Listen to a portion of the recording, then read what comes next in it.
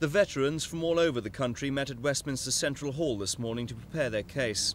They all have a strong bond that unites them, the suffering they endured while in Japanese hands. With them, reminders of their years spent in camps and of those who never returned. The survivors are now in old age and their ill treatment affects many badly.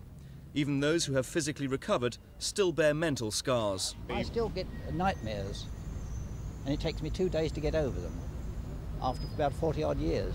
And this Japanese said to me, "You no work hard enough, you no work." I says, "I'm working," and he just kicked me into the pit. And some of these, they weren't dead. They were squirming about and they were clutching at me.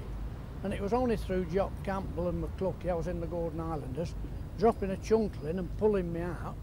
That same, of course, after that I caught cholera, didn't I? Only a third of the British prisoners of war held by the Japanese survived the appalling conditions of starvation and torture. Many were forced to build on a diet of 8 ounces of rice a day the Siam to Burma Railway. 1 man was lost for every sleeper laid. Today, the Labour Camp Survivors Association approached the Japanese embassy with MP Ian BRUCE to urge that they accept responsibility and pay £10,000 compensation to each prisoner.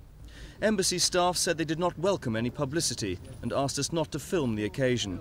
The ambassador was said to be too busy, so the delegation met a political councillor, Akio Suda. He was willing to acknowledge that clearly throughout the war many things happened on both sides that were inhuman.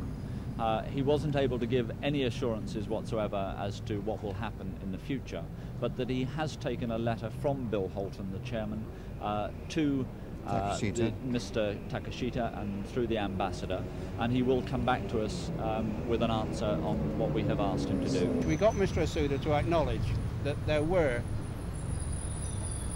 things down there that shouldn't have happened. It's sheer atrocity, isn't it? Then more than 300 former prisoners and their wives queued patiently at the Commons to lobby their MPs. They accept that Japan has no legal responsibility to pay compensation, but they want them to accept a moral responsibility. In an open letter to the Japanese Prime Minister, they say in view of the country's wealth, now should be the time that Japan pays for its own Holocaust.